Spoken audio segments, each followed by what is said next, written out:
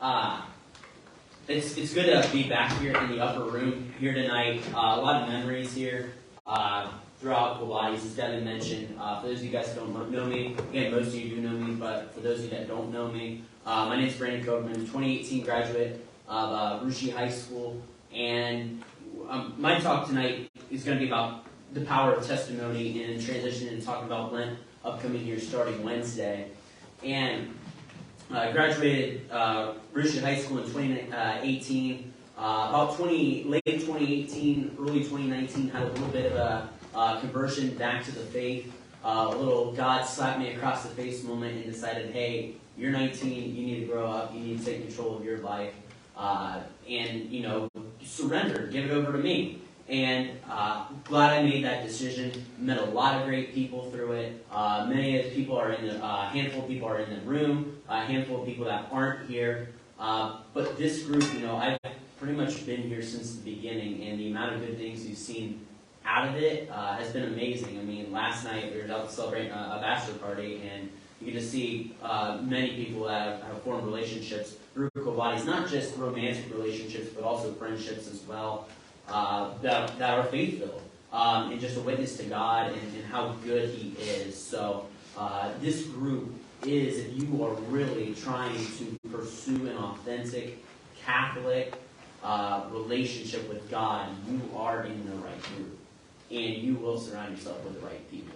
So don't think, that if you're here, if you're shy, or doubting, you're in the right spot. If you're here, you're meant to be here.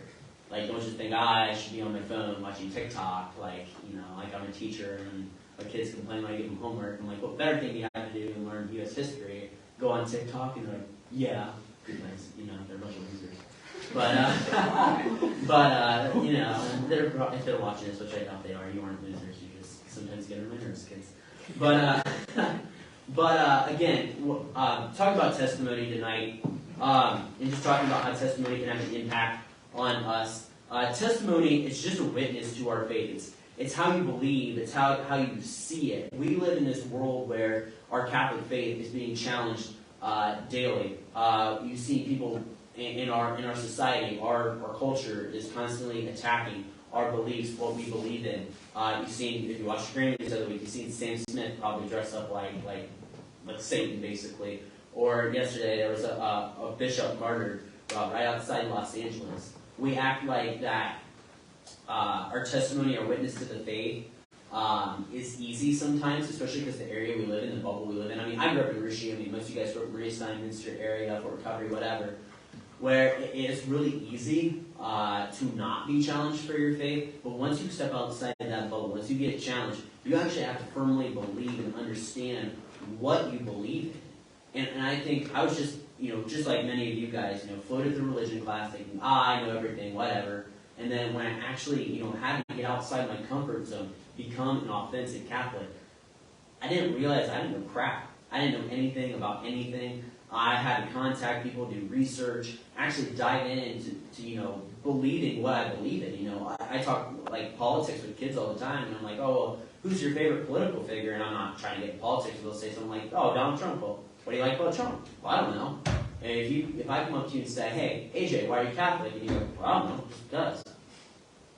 Are you really wasting your time, or are you really Catholic? You got to ask yourself that. There's going to be a point in one of your guys' lives where you're going to ask yourself that question.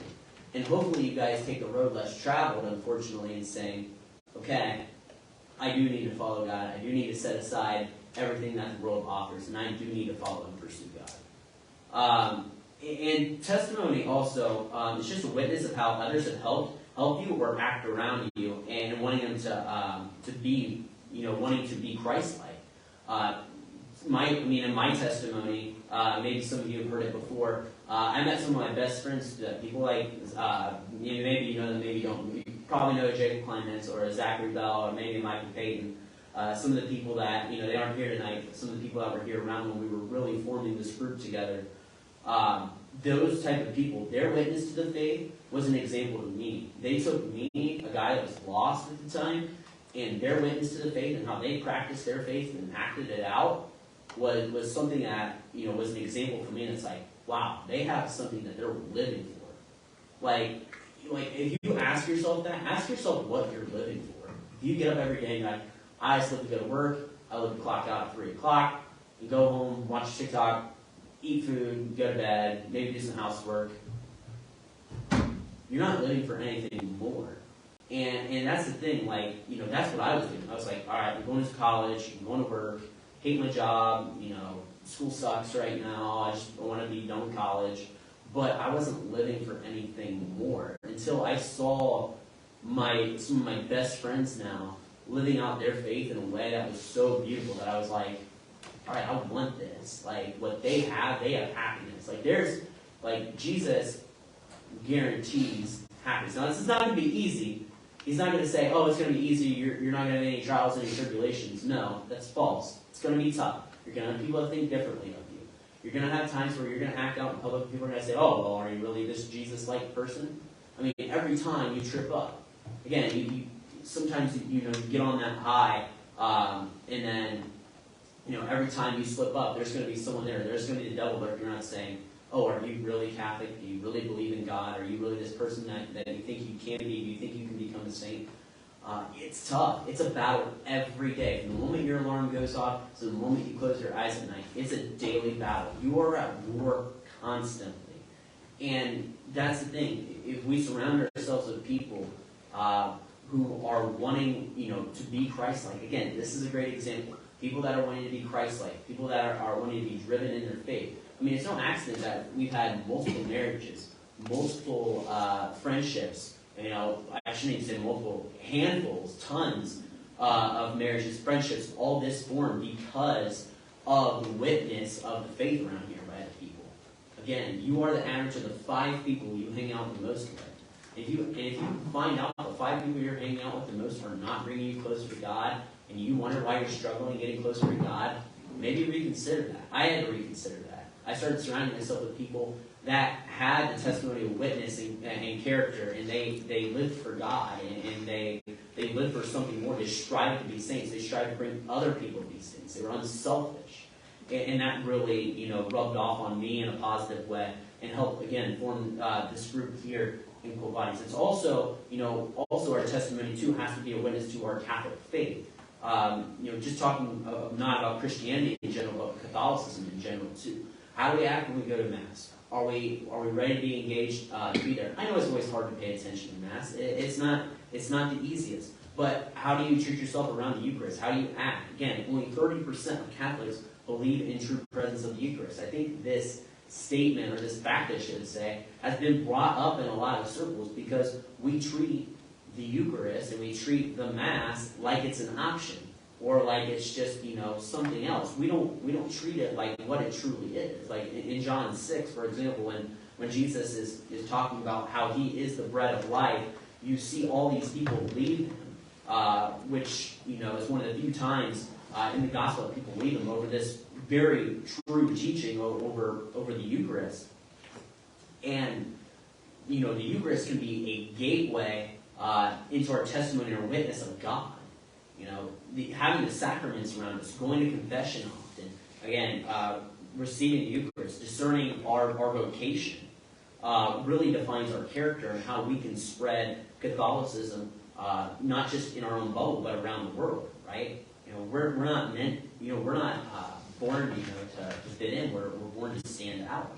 So how do you treat, when you go to Mass? Are you engaged? Are you listening to what's going on at the altar? Are you listening to the words of consecration? The Mass is instituted by Jesus Christ. And whenever we receive the Eucharist, we are receiving the actual body, blood, soul, and divinity of Jesus Christ. How do you act around that? Do you just receive them in the hand? Do you just pop them in your mouth and think, oh, whatever? It's just a piece of bread. But no, that's Jesus Christ. When you consume him, you're consuming Jesus Christ. Are you free of mortal sin when you're going to receive the Eucharist? Do you have a clean conscience? Are you able to receive Jesus? The world, unfortunately, does not take the Eucharist in the way it should be taken anymore. I firmly believe, and I'm not calling anybody out here, but I firmly believe that, receiving the Eucharist by the tongue and maybe not even just on the knees, but just by the tongue, can get you closer to Jesus. Actually like acknowledging the dignity of Christ our Lord adds to the testimony, the faith, and the witness of God. That when we go up and receive that Eucharist on Sunday at Mass, we're like, yes, that is God. I'm acknowledging that is Him. That is Him, and I know Him, and I have a relationship with Him. And I'm going to give Him the dignity that He deserves because He died on the cross for me.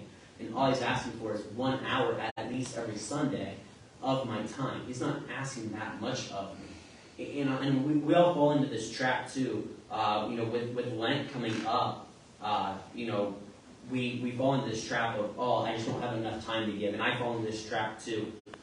But Ash Wednesday obviously is this Wednesday. And it's one of the 2 days of the year where we're called to fasting. We're called to fasting a year along with Good Friday. And if you guys don't know what fasting is, again, fasting from food, it's 2 smaller meals that don't equal a full meal, and then you're allowed to have 1 full meal. So maybe you have a light breakfast, a light lunch, and then you have a regular dinner or something like that. Or it could be in reverse order. You could have a full breakfast and then a smaller lunch or dinner or whatever. But this is a time where you guys are like, man, where can I change in my life? Where can I get better? This time is for you. Like, this is your time. Like, if you're thinking, like, I'm just never going to do it. I don't know the right move. Trust me, God is calling on you now. Like, He's not saying, wait around just for Wednesday. Like, start now. Like, start planning how you're going to attack, this Lent, how you're going to get better. Many of you guys, the comparisons are thrown around often with sports or like lifting or running or something like that. Like, I coach cross country. And you aren't you're going to go out the first time, you're going to go run a mile, you're going to come out the next day, you're probably going to be sore. I know I need to get back in running, and I'm dreading the first time because I know I'm going to be sore as heck the next time I go out, and it's terrible. But the more and more I run, the more I actually enjoy it. Unbelievably so. I can enjoy running when I get in shape. But, the more and more I run, the more comfortable I get, and the more I can push myself, the more I can keep going. This is your opportunity to run with your faith. If you're struggling to just pray, again, 5 minutes a day, 10 minutes, add up, start in the morning, little 5 minutes, maybe do a little morning offering, a little Our Father, Hail Mary, pray before you eat breakfast, get your day going. Think about one thing that my phone does for me every week is just shows me a use of my settings. And how much social media and how much I've been on my phone. I can count up in that time how many rosaries I could have prayed in that time. And I'm like, how productive was I on my phone this week outside of texting, probably necessary things for work, school, whatever, or friends, if we're hanging out and doing something. How much prayer could I have gotten in that time? That's not even saying the amount of times maybe you were watching TV or something like that. Like, you don't have that on your phone. I highly suggest it. I'm full on gonna, I think I'm gonna get off social media for this Lent, which I've never done, which I'm kind of nervous about. But I've restricted it in the past, but I've never full-blown gone 40 days without it. It's going to be interesting. But I think you use that time and find out that God is really talking to you. Our world is so constantly busy, so noisy. Schools are running, they have practices for sports on Sundays. They're not giving you time, to be you or just be yourself. Like, the world is just so noisy. Like, just cut it out. Like, if you don't think you have time to do stuff, I'm sorry, that's a load of bullshit. And excuse my French, but that's a load of crap. Like, you have time to go be a saint. Use it to your ability. Like, if you have to carve it, like, biggest thing to become a saint is a routine. So, like, once a month, confession. Maybe you do a rosary once a week. I don't know. Get a routine. If you work at 7 in the morning, and you like to work out in the morning, maybe you gotta get up at 5:30. You gotta get your workout in from 5:40 to 6:10. You shower, you pray for a little bit, you pray maybe 6:10 to 6:30. You're on your way to work, maybe it's 10, 15 minutes to work, boom, you're there early. You're ready to start your day. You come home, you do whatever at night, maybe you got a night prayer or whatever, and then you can just keep constantly getting in that routine. And you improve yourself as a person. And again, only 61% of Catholics actually are likely to observe Lent. And we probably observe Lent in the most watered down ways. Like on Fridays, we don't eat meat. Cool. And eat old, right? We used to not eat meat every Friday. We just think not eating meat on Friday during Lent is tough. Imagine every Friday. Like, step it up. Like, we're actually still called on Fridays to, like, repent of something, whether that's TV or social media. Like, let's step it up. Like, we can do better. I know I can do better for sure. But think of like something like unbasic to give up for Lent. Like most Catholics are in a survey that I'm just looking at you right now, give up alcohol and chocolate. Pretty typical. I try to give up alcohol and pop during Lent, but think outside the box. Like think outside the box. Think about social media. Think about something you maybe struggle with in general. Maybe you struggle to swear or talk behind people's backs. I know that's stuff that I could struggle with sometimes. That I'm like, hey, I need to give that up for Lent.